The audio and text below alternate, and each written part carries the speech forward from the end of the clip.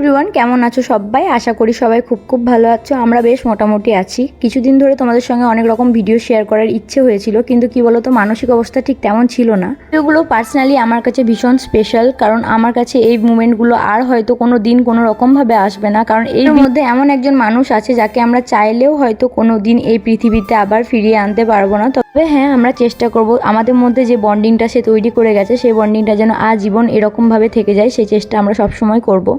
জীবনে চলার পথে কখন কি হয় বলা বড় দায়। আজকে আমাদের মধ্যে যে সব সময় হাসি খুশি থাকতো, ভাবতাম হয়তো তার জীবনে কোনো রকমের কোনো ডিপ্রেশন, কোনো টেনশন নেই, কিন্তু দেখো, মানুষ প্রত্যেকটা মুহূর্তে হাসি খুশি থাকার পরও তার জীবনে এত রকমের ডিপ্রেশন, এত রকমের টেনশন থাকে, আমরা কখনো সেটা বুঝে উঠতেই পারিনি। প্রত্যেকটা দিন যার সঙ্গে আমাদের কথোপকথন হতো, অনেক দিন হয়ে গেল তার সঙ্গে আমাদের কোনো রকমের কোনো যোগাযোগ নেই। হ্যাঁ জানি সে আমাদের মধ্যে আর নেই, কিন্তু এই কথাটা মেনে নেওয়া যে কতটা কষ্টের, সেটা হয়তো বলে বোঝানো যাবে না। যাই হোক, জীবনে চলার পথে হয়তো আরও ছোট বড় অনেক সমস্যা আসবে, তবে হ্যাঁ, তোমার এই না থাকাটা আমরা একদমই মেনে নিতে পারছি না। মানে ছোট বড় প্রত্যেকটা মুহূর্ত বা প্রত্যেকটা অনুষ্ঠানে তুমি না থাকলে সেটা অসম্পূর্ণ ছিল।